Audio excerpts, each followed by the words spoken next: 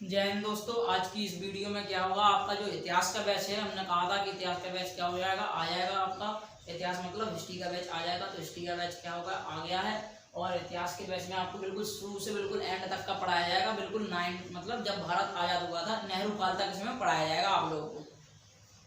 तो इतिहास देखो, पहले हम लोग समझ लेते हैं इतिहास या फिर हिस्ट्री होती क्या है, इसको पढ़ा क्यों जाता है, ये सब तो पता होना ही चाहिए, नॉर्मली चीज है। तो देखो इतिहास होता क्या है।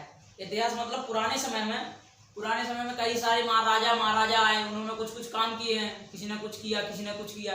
तो पुराने समय में जो घटनाएं हुई हैं, पुराने समय में जो घटनाएं हुई, महत्वपूर्ण घटनाएं तो बहुत सारी हुई हैं, लेकिन जो महत्वपूर्ण घटनाएं हुई हैं, तो पुराने समय में हुई महत्वपूर्ण घटनाओं के बारे में पढ़ना क्या कहा जाता है, इतिहास कहा जाता है उसको। पुराने समय की जो महत्वपूर्ण घटनाएं हुई हैं उनको पढ़ना क्या कहलाता है, इतिहास कहा जाता है। तो इतिहास को इंग्लिश में क्या कहते हैं, हिस्ट्री कहते हैं। तो हिस्ट्री के बाबूजी किसको कहा जाता है, मतलब इतिहास के जो पिता हैं, इतिहास के जो फादर हैं, उनको किसको कहा जाता है, हेरोडोटस को। किसको, हेरोडोटस। इतिहास के पिता किसको कहा जाता है, हेरोडोटस। फादर ऑफ हिस्ट्री किसको कहा जाता है, हेरोडोटस कहा जाता है। इसमें आप लोग क्या हो जाते हो, कंफ्यूज हो जाते हो कभी कभी। क्या हो जाता है, ये क्वेश्चन जो होता है ये नॉर्मली क्वेश्चन है, पूछा तो नहीं जाता है, लेकिन आप नॉर्मली क्वेश्चन होता है। तो इसका हा से होती है क्या, हिस्ट्री, हा से होता है हेरोडोटस। तो हा से हिस्ट्री, हा से हेरोडोटस। क्या है, इतिहास के पिता किसको कहा जाता है, हेरोडोटस को कहा जाता है। अब जो इतिहास है हमारा, तो इतिहास को क्या होता है, इतिहास को कितने भागों में बांटा गया है। तो इतिहास को बांटा गया है 3 भागों में। पूरा जो इतिहास है, पूरा जो इतिहास है उसको कितने भागों में बांटा गया है, 3 भागों में बांटा गया है। 3 भाग देखते हैं कौन कौन से हैं। एक है क्या, एक है आपका क्या, प्रागैतिहासिक काल, प्रागैतिहासिक काल। दूसरा है आपका क्या, आद्यैतिहासिक काल। तीसरा क्या है, ऐतिहासिक काल।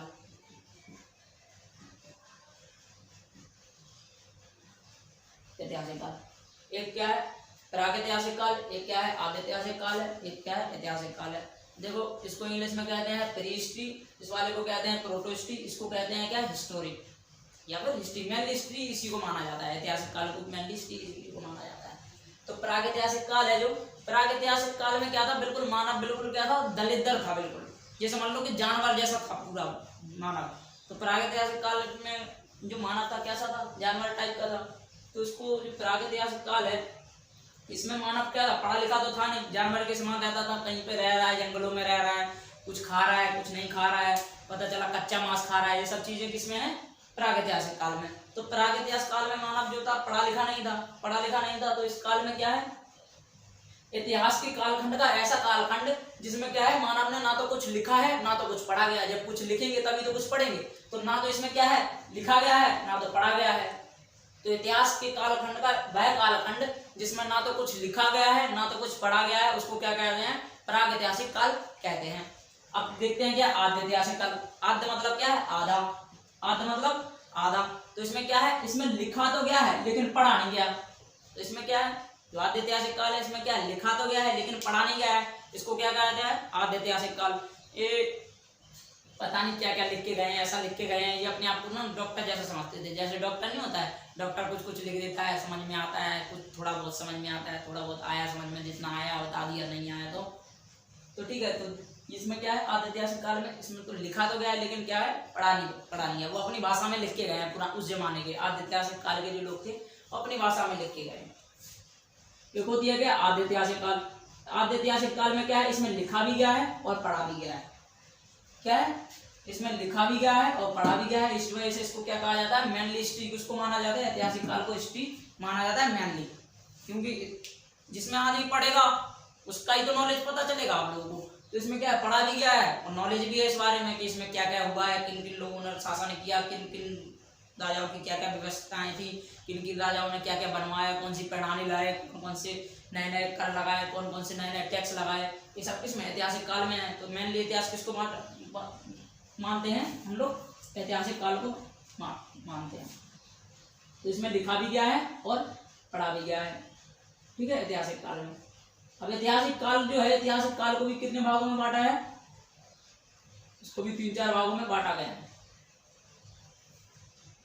इसको बांटा गया है, एक तो क्या प्राचीन, दूसरा बांटा है इसको क्या मध्य, तीसरा बांटा है इसको क्या, आधुनिक।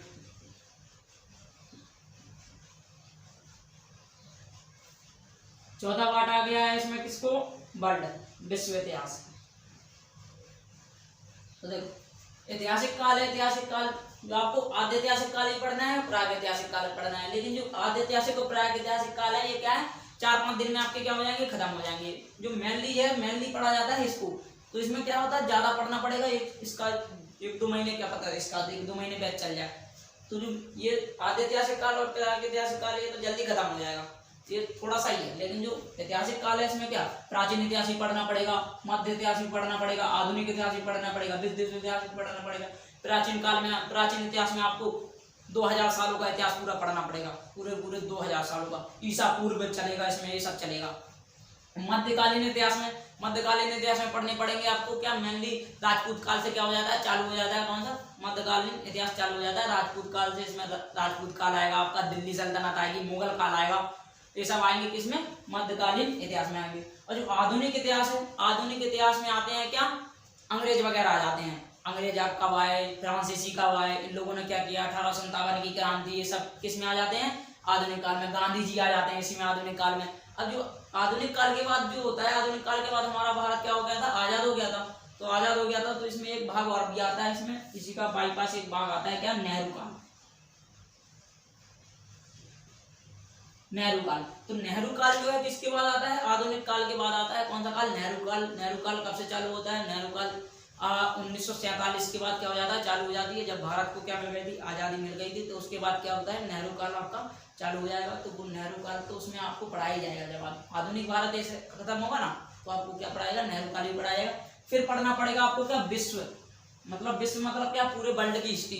वर्ल्ड की हिस्ट्री में क्या पढ़ना पड़ेगा, रूस का एकीकरण कैसे हुआ, इटली का एकीकरण कैसे हुआ, और फ्रांस की क्रांति, अमेरिका की क्रांति, इंग्लैंड की क्रांति, ये सब जो दुनिया में क्रांति की, मेसोपोटामिया वगैरह, ये सब पढ़ना पड़ेगा आपको किसमें, विश्व के इतिहास में। विश्व के इतिहास में आपको first world war, second world war, ये सब पढ़ाया जाएगा विश्व के इतिहास में। तो ये क्या है, आपको एक बता दिया गया है कि आपको हिस्ट्री में भी क्या क्या पढ़ना है, ये सब बता दिया गया है। तो हिस्ट्री को हम क्या कहते हैं, बिल्कुल शुरू से बिल्कुल चालू करते हैं, जहां से क्या मानव बिल्कुल आया है।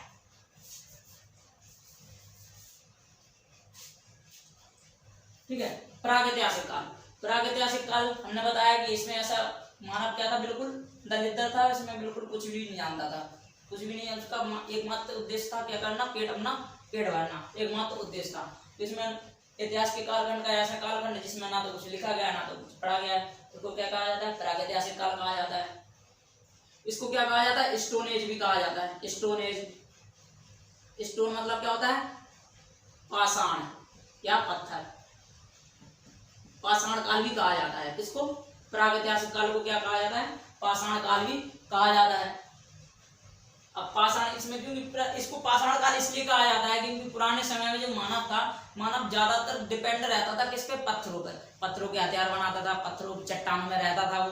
तो मेनली जो पहिया बनाया वो भी उसने पत्थर का बनाया, आपकी खोज की वो भी पत्थर से ही की। तो मेनली वो किस पे डिपेंड था, पत्थर पे क्या था, डिपेंडेंट था मानव। इस वजह से इसको क्या कहा जाता है, पाषाण काल कहा जाता है। अब इस पाषाण काल को भी कितने भागों में बांटा गया है, 3 भागों में बांटा गया है। पाषाण काल को कितने भागों में बांटा गया है, 3 भागों में। ये क्या करते हैं, हम कुछ साफ कर देते हैं। जब आपको बताएंगे इतिहास, मतलब इतिहास बताएंगे, तो आपको फिर से ये बता देंगे। इसको क्या कर देते हैं, साफ कर देते हैं। तो आपका क्या होता है, प्रागैतिहासिक काल क्या होता है, चालू होता है अभी से। तो प्रागैतिहासिक काल को कितने भागों में बांटा गया है, 3 भागों में। एक तो बांटा गया क्या, पुरापाषाण काल, पुरापाषाण काल। दूसरा बांटा गया आपका क्या, मध्यपाषाण काल।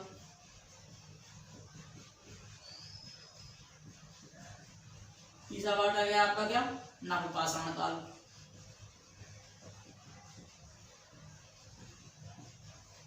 नवपाषाण के बाद आया गया था, एक तांबे की खोज हो गई थी, तो उसको क्या कहा जाता है, ताम्रपाषाण काल कहा जाता है।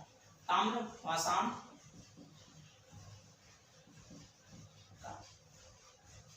तो मेनली तो बांटा गया इसको 3 ही भागों में। लेकिन क्या हो गई थी, नवपाषाण काल के बाद जो मानव ने सबसे पहले खेती कर दी थी, किस धातु की खेती की थी, तांबे की, मतलब तांबा यानी कॉपर की खेती की थी। तो इसको क्या कहते हैं, कॉपर एज भी कहते हैं, कॉपर एज।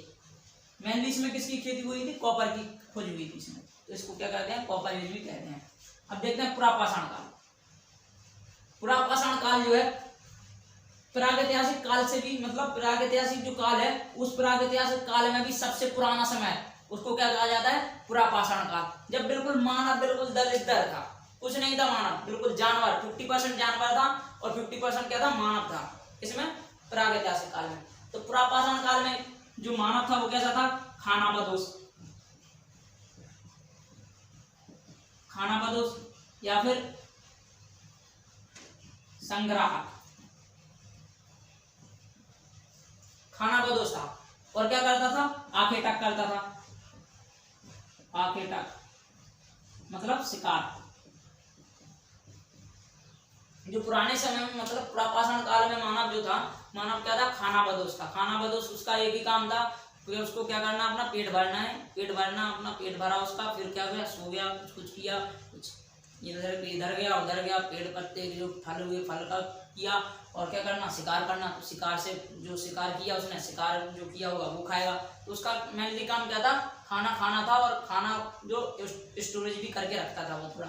तो खाना संग्रह भी था और खानाबदोश भी था, किसमें, पुरापाषाण काल में। और क्या करता था, शिकार करता था मेनली। और इसमें एक चीज और हुई थी, क्या हो गई थी, आग की खोज हो गई थी।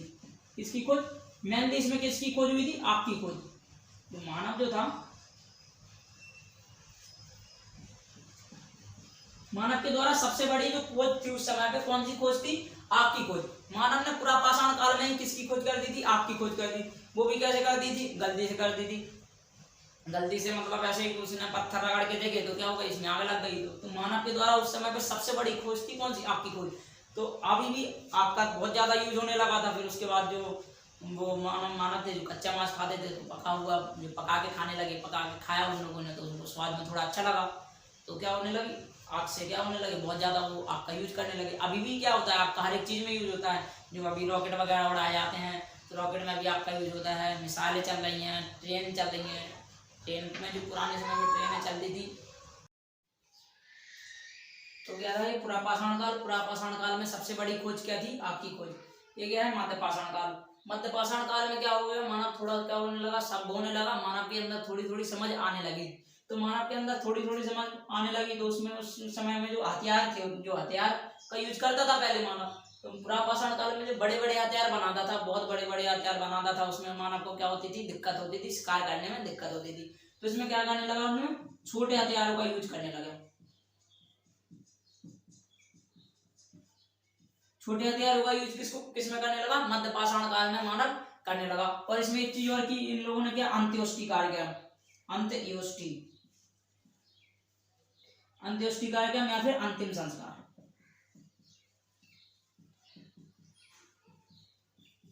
अंत्येष्टि कार्यक्रम चालू कर दिया।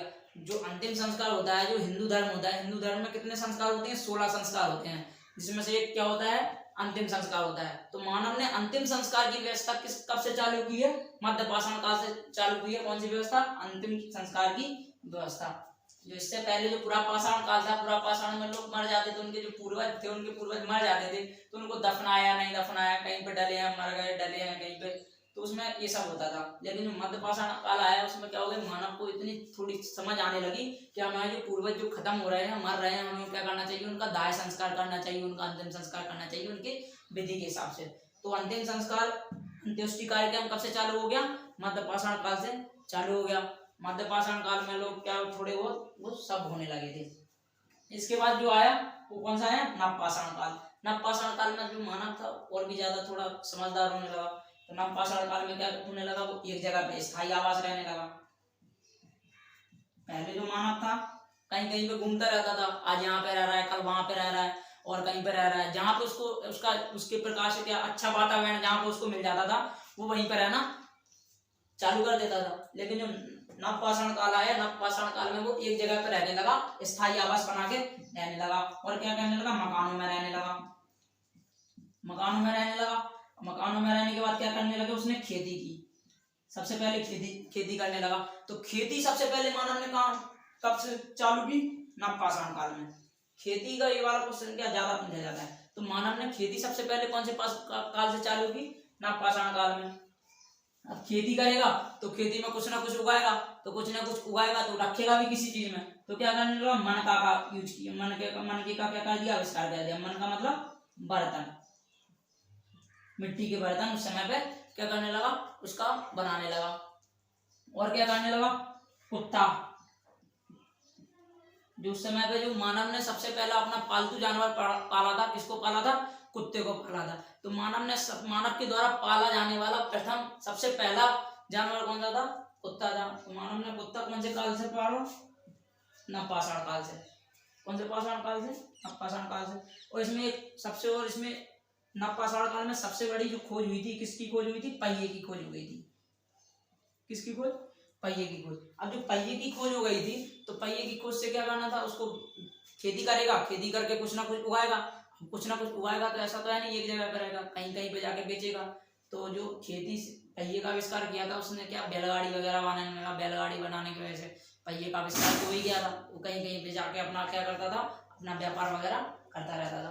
तो नवपाषाण काल था ये। जो नवपाषाण काल में क्या होता, मानव थोड़ा होशियार थोड़ा होने लगा था। तो ये क्या होने लगा था, स्थायी आवास एक जगह पे रहने लगा था। मन का मतलब बर्तनों का यूज करने लगा था, बर्तन बनाने लगा था। पहले नीचे खा लेते थे, कहीं पे खा लेते थे, कहीं पे कुछ रखा, कहीं पे कुछ रखा। लेकिन जब क्या हुआ, नवपाषाण काल आया, उसमें खेती करना चालू की, तो उस खेती में उसने सोचा कि अब जो हम खेती कर रहे हैं इसको कहीं ना कहीं पे रखना पड़ेगा। तो इसको कहीं ना कहीं पे रखने के लिए क्या किया, मनके का यूज करने लगा, मनके का यूज किया। और पाला भी उसने क्या, कुत्ता पाला। सबसे पहले मानव द्वारा पालने वाला जानवर जो था, कुत्ता ही था। और क्या कर दी उसने, पहिए की खोज कर दी। किसकी खोज कर दी, पहिए की खोज। अब जो खेती जो मानव ने की थी सबसे पहले, तो खेती भी कहाँ पे की थी, खेती की थी सबसे पहले मानव ने मेहरगढ़। मेहरगढ़ कहाँ पे है, ये पाकिस्तान। कब की, तो 7000 BC, मतलब ईसा मसीह के जन्म से 7000 पूर्व। तो 7000 ईसा पूर्व खेती की थी कहाँ पे, सबसे पहले मेहरगढ़ में। मेहरगढ़ कहाँ पे है, पाकिस्तान में। और जो किस की खेती की थी, तो की थी सबसे पहले जौ और गेहूं। मानव द्वारा सबसे पहले खेती कहाँ पे की गई थी, मेहरगढ़ में। मेहरगढ़ कहाँ पे है, पाकिस्तान में। कब की गई थी, 7000 ईसा पूर्व। किस चीज की खेती की गई थी, जौ और गेहूं की खेती की गई थी। अब जो आपका जो कौन सी पहाड़ी, मतलब वहां पर पूछ ले, कभी कभी क्वेश्चन पूछ लेता है कि कौन सी पहाड़ियों के बीच में मानव ने सबसे पहले खेती की थी। तो पाकिस्तान में 2 पहाड़ी हैं। ये क्या है, वर्ल्ड का मैप है, थोड़ा आप लोग समझ लीजिए। ये क्या है, वर्ल्ड है, फिर आपको तो डिटेल में पढ़ाना ही है। ठीक है, वर्ल्ड में क्या है, ये पाकिस्तान है। पाकिस्तान में यहाँ पे एक पर्वत है जिसका नाम है क्या, सुलेमान। इधर एक पर्वत है जिसका नाम है क्या, किरथर। तो किरथर तथा सुलेमान पहाड़ियों के बीच में एक जगह थी क्या, मेहरगढ़। तो मेहरगढ़ में क्या की गई थी, मानव ने सबसे पहले खेती की थी। कब की थी, 7000 ईसा पूर्व। तो मेहरगढ़ जो जगह है कहाँ पे है, पाकिस्तान में है। कौन सी पहाड़ियों के बीच में है, तो सुलेमान और किरथर पहाड़ियों के बीच में है। कौन सी जगह, मेहरगढ़। तो मेहरगढ़ में सबसे पहले मानव ने खेती की थी। कब की थी, 7000 ईसा पूर्व। किस चीज की खेती की थी, जौ एक फसल होती है, और गेहूं की। कहाँ पे, पाकिस्तान में। क्योंकि जो यहाँ पे सिंधु नदी थी, सिंधु नदी, जो मानव खेती कर रहा है, तो खेती करने के लिए उसको सिंचाई करनी पड़ेगी। सिंचाई कहीं ना कहीं से करेगा। तो उसमें जो सिंधु नदी उस समय पे क्या थी, बहुत ज्यादा प्रचलित थी। उस समय पे सबसे ज्यादा फेमस नदी अगर थी कोई, तो क्या थी, सिंधु थी। तो उस समय सबसे पहले सभ्यता जो पाई, मतलब फेमस सभ्यता जो पाई गई, वो सिंधु घाटी सभ्यता, वो भी सिंधु नदी के पास पाई गई। तो उस समय भी सबसे फेमस नदी थी सिंधु नदी। तो सिंधु नदी के पास में ही था ये वाला क्षेत्र। तो वहां पर उन लोगों को क्या, पानी की इजीली अपडेट हो जाता, इजीली प्राप्त हो जाता था। तो वहां पे क्या की गई थी, खेती की गई। जो ताम्रपाषाण काल, ये क्या है, ताम्रपाषाण काल। ताम्रपाषाण काल को क्या कहा जाता है, कॉपर एज भी कहा जाता है। ताम्र को क्या कहा जाता है, तांबा। तांबा क्या है, मानव द्वारा सबसे पहले धातु जो खोजी गई थी, कौन सी खोजी गई थी, तांबा सबसे पहले मानव द्वारा खोजा गया था। तो मानव द्वारा पहली धातु कौन सी खोजी गई थी, तांबे को खोजा गया था। तो क्या आपका प्रागैतिहासिक काल। प्रागैतिहासिक काल में कितने काल, 3 काल, पुरापाषाण काल, मध्यपाषाण काल, नवपाषाण काल। पुरापाषाण काल में क्या था, मानव बिल्कुल खाना बदोश था। उसका एक ही काम था, खाना भरना, खाना क्या कहीं ना कहीं से उसको खाना प्राप्त करना, और उससे क्या करना, पेट भरना, ये सब उसका काम था। और शिकार करना, और जो उस समय की सबसे बड़ी आविष्कार था उसका क्या था, मतलब सबसे बड़ी जो खोज थी क्या थी, खेती थी। फिर आ गया मध्यपाषाण काल। मध्यपाषाण में क्या होने लगा, हथियारों का, छोटे हथियारों का यूज करने लगा और अंत्येष्टि कार्यक्रम मतलब अंतिम संस्कार चालू कर दिए। 16 संस्कारों में से पूरे अपने जो हिंदू धर्म होता है, हिंदू धर्म में कितने संस्कार होते हैं, 16 संस्कार होते हैं। जैसे कि विवाह करना, ये भी एक संस्कार है। बच्चे, जब हम लोग बच्चे रहते हैं तो वो भी एक क्या होता है, संस्कार होता है। और जब हम लोग क्या करते हैं, शिक्षा प्राप्त करते हैं, वो भी एक संस्कार होता है। लेकिन जो सबसे लास्ट में होता है वो क्या होता है, अंतिम संस्कार होता है। तो हिंदू धर्म में कितने 16 कितने संस्कार होते हैं, टोटल 16 संस्कार होते हैं। तो मानव ने अंतिम संस्कार कब चालू कर दिया, मध्यपाषाण काल से चालू कर दिया। नवपाषाण काल, नवपाषाण काल में मानव बहुत थोड़ा डेवलप होने लगा। वो एक जगह पे स्थायी आवास बना के रहने लगा, मकानों में रहने लगा। पहले रहता था गुफाओं में रहता था, कहीं कहीं पे जाके रहता था। खेती करने लगा। खेती भी उसने कहाँ पे की, सबसे पहले मेहरगढ़। मेहरगढ़ कहाँ पे है, पाकिस्तान में। कब की, 7000 ईसा पूर्व में। किस चीज की, गेहूं और जौ की। कौन सी पहाड़ियों के बीच, सुलेमान और किरथन। कौन सी पहाड़ी, सुलेमान और किरथन पहाड़ियों के बीच क्या की उसने, सबसे पहले खेती की। ये कहाँ पे, पाकिस्तान में। और क्या करने लगा, मन का यानी बर्तन का यूज करने लगा। बर्तन में अपना क्या रखने लगा, खाना पीना जो भी है उसका रखने लगा। और क्या करना, कुत्ता उसने पाला सबसे पहले। मानव द्वारा पालने वाला पैदम फालतू पशु कौन था, कुत्ता पालने लगा। पहिए की खोज हो गई। तो दो सबसे बड़ी खोज हुई थी उस समय पे। एक तो क्या थी, आग की खोज। आग का भी बहुत ज्यादा यूज होता है, हर एक चीज में आग का यूज होता है। आपके घर में खाना बन रहा है, आग तो बन रहा है। मिसाइलों में आग का यूज हो रहा है। ट्रेन वगैरह चल रही, पुराने जमाने में ट्रेनें चलती थी, कोयले से चलती थी। स्टीम इंजन जो चलते थे, किससे, आग से ही तो चलते थे। आग का यूज अभी भी होता है, हर एक जगह पे आग का यूज होता है। तो मानव द्वारा दो सबसे बड़ी खोज होती है उस समय पे, आग की खोज और पहिए की खोज। तो क्या है ये, प्रागैतिहासिक काल। तो प्रागैतिहासिक काल हमने क्या कहा था, जो आदिऐतिहासिक काल और प्रागैतिहासिक काल है आपका क्या 2-3 दिन में क्या हो जाएगा, खत्म हो जाएगा। तो प्रागैतिहासिक काल क्या है, सिर्फ यही है प्रागैतिहासिक काल। जो आपका आदिऐतिहासिक काल है, आदिऐतिहासिक काल में जो मानव था थोड़ा क्या होने लगा, और ज्यादा डेवलप होने लगा। और क्या होने लगा, बस्तियां बसाने का, थोड़े मतलब शहरों टाइप का रहने लगा। जैसे शहरों में नहीं रहते हैं, कोई गांव यहाँ पे, थोड़ा गांव यहाँ पे, 1 किलोमीटर 2 किलोमीटर 3 किलोमीटर पे क्या होने लगा, अपना अपना गांव बसाने लगा। तो आदिऐतिहासिक काल में कौन सी सभ्यता आई, सिंधु सभ्यता आई सबसे पहले। कौन सी सभ्यता, सिंधु सभ्यता। सिंधु सभ्यता को अपन को किस में पढ़ना है, आदिऐतिहासिक काल में। इस सिंधु सभ्यता भी आप लोगों की क्या हो जाएगी, खत्म हो जाएगी। सिंधु सभ्यता के अभी क्या कहते हैं, सिंधु घाटी सभ्यता है जो किस में आती है, आदिऐतिहासिक काल में आती है। अभी बता रहा है सिंधु घाटी सभ्यता। फिर जो आपका जो ऐतिहासिक काल है, इसको क्या पढ़ना है आपको, बिल्कुल पूरी डिटेल तरीके से पढ़ना है। सबसे ज्यादा क्वेश्चन पूछे जाते हैं ऐतिहासिक काल से। इन लोगों से, इन दोनों से तो बहुत ही कम क्वेश्चन पूछे जाते हैं। 2-3 ही क्वेश्चन क्या पूछे जाएंगे इनमें से पूरे। अगर हिस्ट्री अगर 25 नंबर, जीएस अगर 25 नंबर की आ रही है तो उसमें से तो जियोग्राफी भी पूछनी है उसको, पॉलिटी भी पूछनी है, इकोनॉमिक्स भी पूछनी है। लेकिन उसमें से भी अगर हिस्ट्री पूछ रहा है तो हिस्ट्री में से ज्यादातर क्वेश्चन जो पूछने के चांस होते हैं किससे होते हैं, ऐतिहासिक हिस्ट्री से होते हैं। तो मेनली हिस्ट्री किसको, इसी को माना जाता है। तो ज्यादातर हिस्ट्री है इसमें इसमें। तो आपका क्या है, आदिऐतिहासिक काल। आदिऐतिहासिक काल में आती है आपकी सिंधु घाटी सभ्यता। अब जो सिंधु घाटी सभ्यता थी ये कहाँ पे पाई गई थी, सिंधु नदी के पास पाई गई थी। जो सिंधु घाटी सभ्यता, अभी इसको अगर आपको इसकी शॉर्ट लेना है तो ले लो, हम इसको सॉल्व करके फिर आपको थोड़ी सिंधु घाटी सभ्यता के बारे में बता रहे हैं। फिर बाकी तो डिटेली से कल बताया जाएगा आपको सिंधु घाटी सभ्यता के बारे में।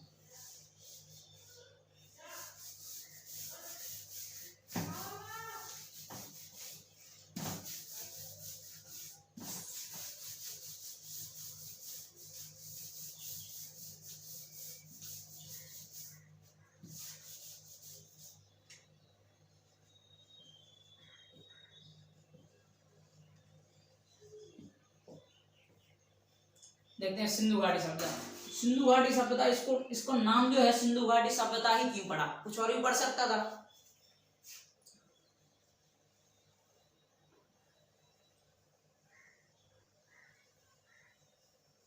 देखो ये क्या है, पाकिस्तान है। ये वाला जो देश है, ये वाला देश क्या है, पाकिस्तान है।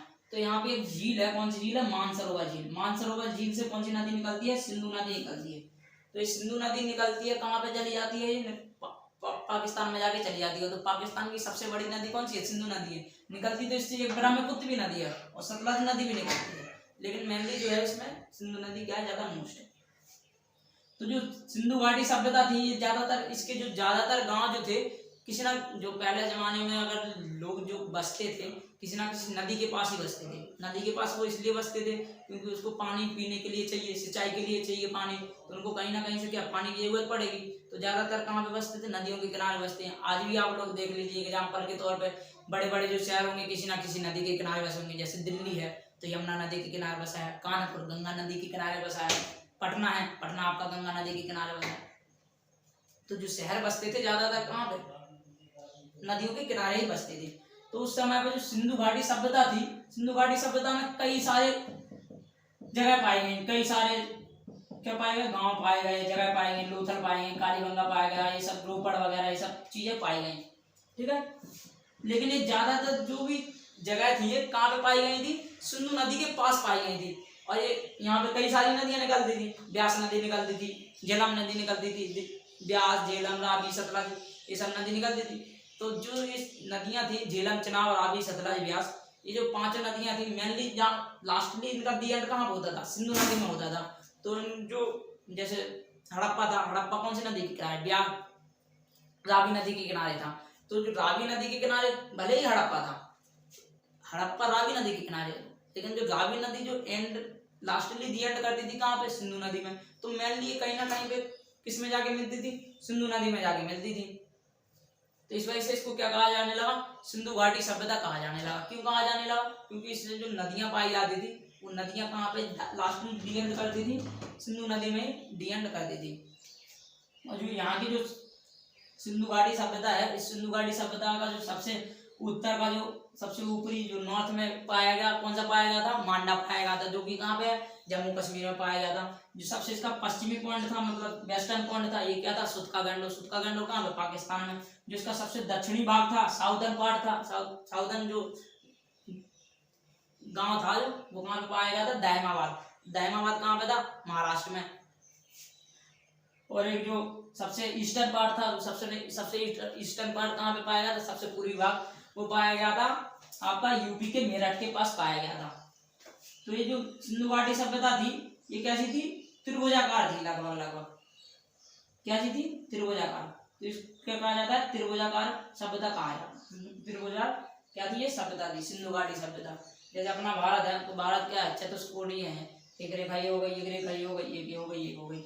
तो इसको आप लोग मैथ में तो क्या सीधा सीधा बनाना होता है, उसमें तो रियल देखना पड़ता है, लेकिन इसमें क्या है, एक अनुमान लगाया जाता है। तो मेनली जो है इसको क्या त्रिभुजाकार सभ्यता थी, कौन सी, सिंधु घाटी सभ्यता त्रिभुजाकार सभ्यता। तो इसका सबसे दक्षिणी पॉइंट क्या था, दायमाबाद। सबसे पूर्वी भाग क्या था, आलमगीरपुर। सबसे ऊपरी भाग क्या था, मांडा, जो कहाँ पे था, जम्मू कश्मीर में। सबसे पश्चिमी भाग था जो कहाँ पे था, सुतका गंडो, पाकिस्तान में था। तो आप लोगों को क्या है, सिंधु घाटी सभ्यता थी 3 लाख किलोमीटर स्क्वायर में फैली थी पूरी। कितनी किलोमीटर स्क्वायर में, 3 लाख किलोमीटर स्क्वायर में फैली थी सिंधु घाटी सभ्यता। तो सिंधु घाटी सभ्यता जो थी क्या है, अच्छी, मतलब बहुत ज्यादा डेवलप सभ्यता थी। तो ग्रामीण सभ्यता नहीं थी, ये क्या थी, शहरी सभ्यता थी। ये बिल्कुल शहरों की तरह रहते थे सिंधु घाटी सभ्यता। यहाँ की जो नालियां होती थी बिल्कुल साफ रहेंगी, बिल्कुल पछुआ और पूर्वा जो पवनें चलती थी उन पवनों की वजह से क्या हो जाती थी, नाली वगैरह साफ हो जाती थी। और यहाँ पे जो बंदरगाह पाए जाते थे, तो ये लोग क्या थे, बहुत ज्यादा डेवलप थे, कौन थे, सिंधु घाटी सभ्यता के लोग। तो सिंधु घाटी सभ्यता क्या करेंगे आप लोगों को, अब क्या पढ़ेंगे, कल से हम लोग क्या पढ़ेंगे, सिंधु घाटी सभ्यता पढ़ेंगे मेनली। तो आपका क्या है, आज आपका क्या प्रागैतिहासिक काल खत्म हो गया, सिंधु घाटी सभ्यता चलेगा कुछ दिन। सिंधु घाटी सभ्यता के बाद क्या चलेगा, आपका हिस्ट्री चलेगा। हिस्ट्री में पढ़ाया जाएगा आपको क्या, प्राचीन हिस्ट्री, मिडल हिस्ट्री, एंशिएंट वो सब पढ़ाई जाएंगी, आपको पहले ही बता दिया गया। तो आज की क्लास क्या होती है, यहीं पर खत्म होती है। उसके बाद क्या होगी, अब एक क्लास जो होगी, जो हमने हिस्ट्री की क्लास ली है, अब जो हिस्ट्री की क्लास आपकी रेगुलर चलेगी। इसमें हर एक दिन की क्या डलेगी, इसमें हर एक दिन की एक क्लास डलेगी। तो क्या हो जाएगी, एक प्ले लिस्ट उसकी बना दी जाएगी। तो उसी प्ले लिस्ट में आपकी क्या डाल दी जाएगी, क्लास डाल दी जाएगी। जैसे आज की क्लास हुई तो उस प्ले लिस्ट में हिस्ट्री की प्ले लिस्ट में डाल दीजिए। कल की क्लास होगी वो भी हिस्ट्री की प्ले लिस्ट में, परसों की क्लास होगी वो भी हिस्ट्री की प्ले लिस्ट में। तो क्लास बाई क्लास आपकी क्या डाल दी जाएंगी, फर्स्ट क्लास भी लिख दिया जाएगा, उस पर क्लास बाई क्लास लिख दिया जाएगा। First class, second class, third class, ये सब क्लासें लिख दी जाएंगी। तो आप क्या कर सकते हो, उस प्ले लिस्ट को अपने मोबाइल में सेव कर सकते हो और आप क्या कर सकते हो, उसको रोज क्या कर सकते हो, देख सकते हो। तो आपका जो हिस्ट्री का बैच है, आपका हिस्ट्री का बैच आ गया है। तो आप क्या कर दीजिए, इसमें आप अपने जो भाई वगैरह हैं, बहन वगैरह हैं, तो उनको बता दीजिए कि हिस्ट्री का जो बैच है वो आ गया है, तो हिस्ट्री का बैच आप क्या कर सकते हो, पढ़ सकते हैं। तो कल आपको फुल डिटेली पढ़ाया जाएगा किसके बारे में, सिंधुगाड़ी सभ्यता के बारे में। अभी तो सिंधुगाड़ी सभ्यता हमने बताई नहीं है, ये क्या है, अभी ये इसका इंट्रोडक्शन था, सिंधुगाड़ी सभ्यता का ये इंट्रोडक्शन था कि ये क्या क्या थी, लेकिन इसका क्या पढ़ाया जाएगा, कल बिल्कुल डिटेल तरीके से पढ़ाई जाएगी सिंधुगाड़ी सभ्यता। तो आपको वीडियो में अगर कोई डाउट हो तो इसमें कमेंट करके बता दीजिए, और क्या आपको जो बैच सबसे पहले चाहिए तो बैच भी बताइए कि कौन सा बैच सबसे पहले चाहिए। तो जय हिंद। आज की इस वीडियो को क्या करते हैं, यहीं पे ख़त्म करते हैं। आपकी कल से क्या चलेगी, रेगुलर क्लास चलेगी। जय हिंद।